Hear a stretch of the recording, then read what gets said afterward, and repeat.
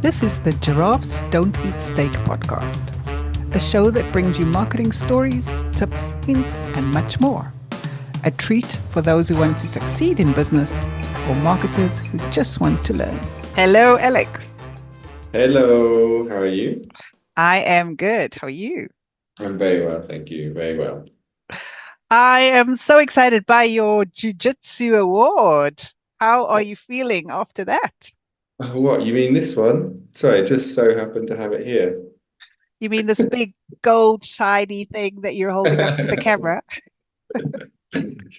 Just so happened to have it by me. Just complete accident. Yeah, that's all good. Good, very happy by it. Was pretty stressed before the competition. Wasn't feeling very confident because the night I was really tired because the hotel I chose was a very bad choice because it was right in the middle of the party zone of the town. Uh-huh. Like right above my room, and by the side was a club, and they were playing like reggaeton music so loud until like 5 in the morning. And then I didn't wake up when I was still awake, and I got up and I was like, well, this is terrible preparation for a competition. See, Um, normally you would have loved that hotel. It's just because you had to actually do something serious the next day. yeah, I had to see, but it went well. I managed to win all my fights, and I actually did I won them all within 30 seconds actually. Oh, wow. That's Yeah. brilliant. Well, each fight is 5 minutes long unless you submit the person, and I submitted both my opponents within first one was in 45 seconds and the second one was in 30 seconds, which I was really glad about because I had zero energy, um, because like I said, didn't really sleep, so it worked out very well for me. Ah, super exciting. Yeah, it was good. So we're not talking reggae. You said there was reggae music next to you. Is that what it was in the club? Well, I mean, no, it's reggaeton, which is Reggaeton. if it was reggae, that would have been okay. But reggaeton is just it's awful. It's the thing that says the same beat over and over again. Boom. That's every song sounds the same. Well, maybe that maybe I'm just getting old because that's what I think my parents said to me. The music you listen to just sounds the same over and over. And now I'm saying that. So sorry, young people. Well, I guess it's a bit like some people feel about Justin Bieber, right? Some love a good Justin Bieber song, and others can't stand it. And you're in the I love Justin Bieber camp. I am a little bit. I do. But as you know, I'm more a lyrics person than actual music. So even your reggaeton, as long as they're good lyrics, I probably would have been fine. There's Um, no good lyrics in no good reggaeton. lyrics. It's all about big bottoms, drinking, and girls in the club. That's all it is. Those aren't good lyrics. They're good things, but they're not good lyrics. So yeah, all my Justin Bieber songs that I like have some good lyrics to it that you can like connect with and go, oh yeah, I see that. So which is your favorite Justin Bieber song? Oh, not my favorites, but the one I'm listening to at the moment is "Where Are You Now," Okay. and that's got some really good lyrics, and that can be translated into marketing, right? Like all of life can be translated into marketing, and Well, it made you it need to made sing no because no because singing. no one knows the song. No, none of the listeners know the song, so you have to sing it. Yeah, there's not going to be singing. I definitely need a lot more alcohol before that happens. But it made me think about customer contact because the whole song is about finding someone, right? And how hard it is sometimes for you to find someone. Now, I've had an experience recently where I went to a conference and they were doing some free headshots, right? Which sounds really exciting. So I stood in the queue for ages and I got the free headshots. And they were nice. The guy showed me the pictures on his phone and they looked really good. And so I was excited and they were going to email it. and they didn't arrive. And Mm. that must have been about 6 months ago now. And I've been trying to find somebody, just anybody, to tell me where I can find my headshots. And it's been a nightmare. I've been so frustrated. I've been emailing left, right, and center. And now it's more a principle thing that I actually need them, right? Now it's just an irritation factor of I gave up 30 minutes of my life to stand in that queue and you promised me my free headshots and now I want them. Yeah. You might find them one day in a very obscure location.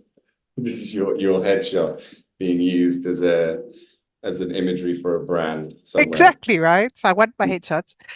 But it's just the whole process of how hard it's been to get hold of these people. Like literally, I've gone to the desperation factor. So the website doesn't have um, context. It's just got a form. Don't you hate that when they don't have an email address? They just have the form that goes into the black hole and nobody responds to you. And then I've gone on LinkedIn to the company page and I've gone to the contact us on the company page, zero response. Yeah. And then I've gone to look at people who work there on LinkedIn, right? Like quite literally going down. I've gone to the event organizers. Like I've tried so many options and it's really frustrating. So I really hate that when people do that to their customers, and when their customers really want to get hold of them and no one can find them. Yeah, well, that is happening a lot now, more and more these days, with the advent of, well, we have a our I guess our expectations have changed slightly. We expect now more to do things via a digital format rather than either going into the shop for a complaint or calling them. True. It it's it's a tough one. It's kind of expected that now, but it's, oh, look at that. Did you see that? I can still see it. It's a little thumb that's popped up on his screen for our listeners. That's No, cool. Sorry, I'm very distracted by that now. How do I get to do that again? I don't know, but finish your sentence. Sorry. Stop playing with your thumbs. Um, what was I saying? Yeah, so I think from a customer point of view, we're expecting that to be the process, but at the same time, we're also expecting it to work really, really well. But I think the standard of the expectation is falling a lot on the business side. It's not meeting that customer expectation. Even Google, for example. I mean, I had some issues with Google recently with my what do you call it? One account. I think Google One it's called. Okay. Because I want to share some of my data, but share some of my storage, but I cannot because it says that you have to have the same country region as the other Oh, person okay. to share it, but you can't just change it. Like I changed mine a year ago or something when I was in Colombia because I wanted to download a particular app that was only available in Colombia. Yeah. And now I can't change it because it says you have to wait more than a year before you can change your country or region. And it's completely irritating. And so I've been trying to message them, but I've had no response on any of the help lines of Google because Google is terrible if you want to speak to them about anything. I think a lot of these big tech firms are terrible, right? Even Wix support is really hard to get hold of, like just a lot of them. And then yesterday, this was lovely. I was doing my normal 2 a.m. searching or for stuff like I do. And I went into this website and there was a chatbot which came up, which was really, really cool. And it looks like you're from the marketing detective agency. How can I help you? And I'm like, wow, that's really cool. Somehow they picked up from my login, the company I'm from. Like, I don't know how this works, but it's really awesome. And so I replied, oh, I'm looking at your pricing. Can you tell me more? And then the reply came, we are out of the office at present. Please contact us during business hours. What? Then why talk to me in the first Yeah. place? That Yeah, was so annoying. that is quite annoying. I mean, as well, if they've put in quite a good piece of tech to figure out what company you're from, surely they've got an extra 5 minutes and a little bit of intelligence to be able to figure out how to continue that conversation, to gather some information, so that when they are online, they can contact you again, understand what your query is, take you through a little decision tree, Something, right? just Not saying we're not available. really annoying. I was quite disappointed because I got quite excited. I like clever stuff. So I'm like, oh, this is clever. Oh, no, not so clever. Goodbye. Yeah. There is a problem with let's look at it from the business side. Having a telephone number, for example, on your website. Let's look at it from a non-customer point of view, Okay. which is not the ideal way. Because we've experienced it ourselves. In this day, you end up getting a lot of sales Bam. calls, spam and sales calls. And especially with the advent of selling data online, if you have as soon as somebody gathers your telephone number, and then that can be spread across the internet, you then get lots of bots messaging you, you get even bots calling you, humans calling you, and especially as your business gets bigger, that can be hugely irritating for the business owner. True. So I can understand from a business point of view why, especially a business that's doing quite well, quite visible, but it's still only a 1, 2, 3, 4 man band, and that number you've got is going to you directly, to your number. That can be quite irritating. But with every problem, there's a solution, right? Absolutely.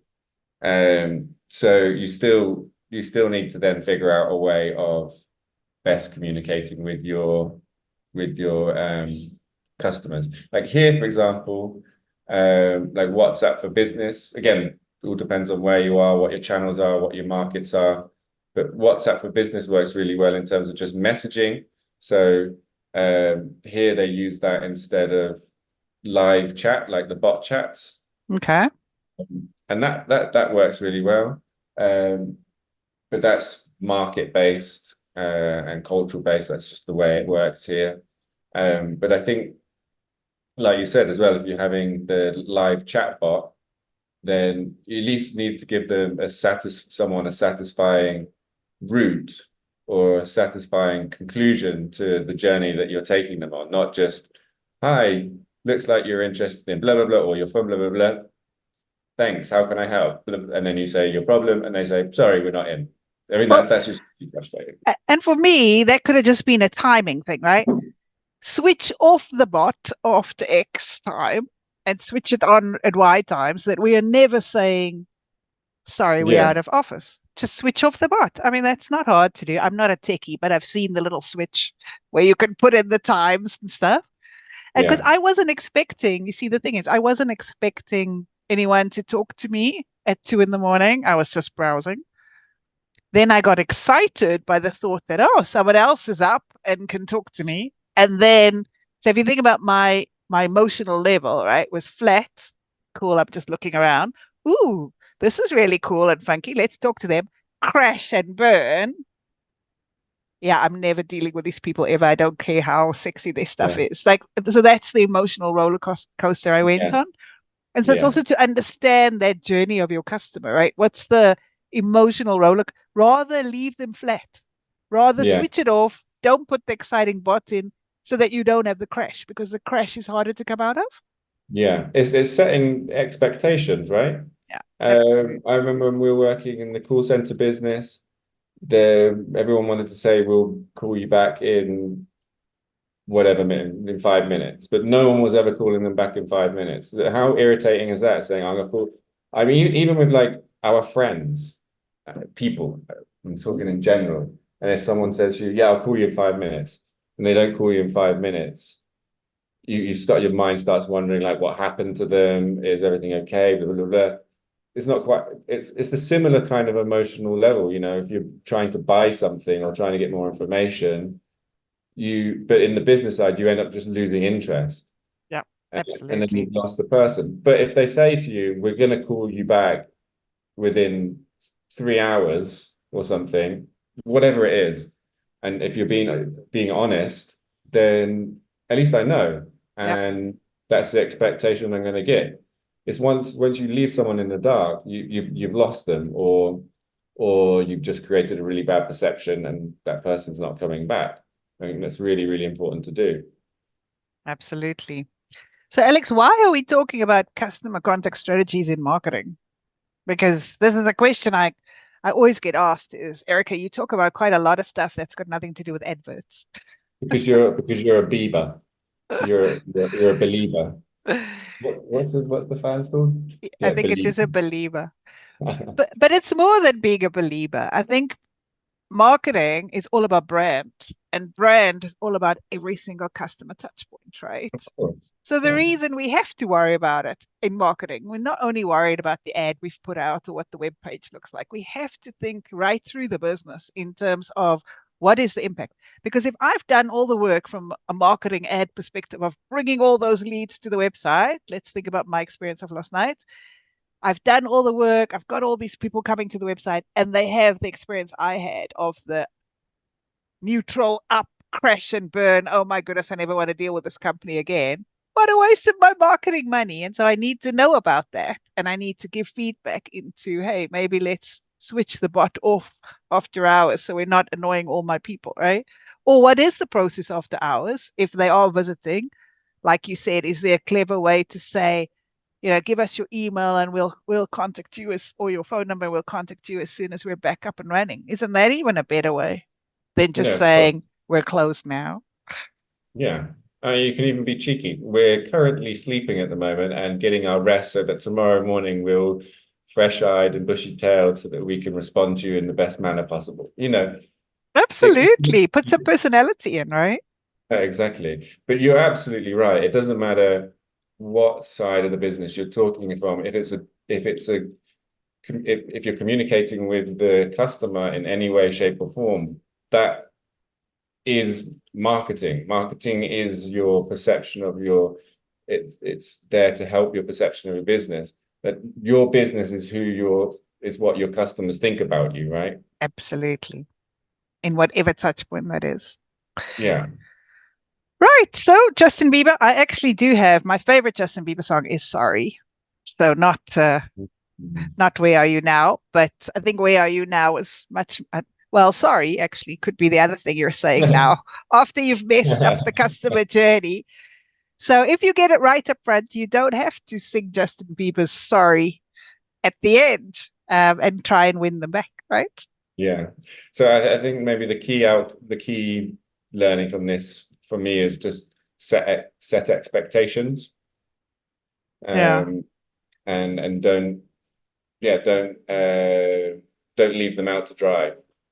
Yeah. And an easy way for me is just map it. Just map it, Yeah. right? Just Sorry? think through, map it. Think Okay. through Yeah. every customer journey and go, right, when they land here at 2 in the morning, what do we want them to think, feel, do? How do we make that happen? And then how do we make sure we give them what they need, right? And whatever that is, what time of day, whether it's weekends, public holidays, all those anomalies. And then even during peak time, right? How do you make sure you're responding quickly? The right person is getting it. Is it a bot? Bots are very popular now, which is fine, but test it, make sure it's giving the right information, not annoying people. So just map your flow. Just sit down, draw a little picture. I like drawing. People like Visio. I think you use other tools, and just map it and say, right, Yeah. this is what we want the customer to do, and how do we make sure we've optimized that touch point? Yeah, I think mapping is really important because sometimes it can be difficult to visualize that journey of the person, because sometimes you can just accidentally miss something out. By drawing it, you can really visualize it and work on it and augment it if you need to. I like that. I'm probably because I'm a visual person, so yeah. Brilliant. Right. Well, Alex, we went from reggae something to Reggaeton. reggaeton to Justin Bieber all in one call. It's always exciting doing these calls with you. I'll have to share you a reggaeton song so that you I'm can. going to Google it right now. Don't worry. Cool. Chat to you Nice next to meet time. you. Cheers. Bye. Bye. That wraps up this episode of Giraffes Don't Eat Steak. Thanks for joining us. I hope you found value in our discussion and got some new ideas to apply to your own business. Tune in next week for another round of marketing insights and inspiration. If you enjoyed this episode, please leave us a review and subscribe on Apple Podcasts, Spotify, or wherever you listen to podcasts. We appreciate you listening. Catch you next time on Giraffes Don't Eat Steak.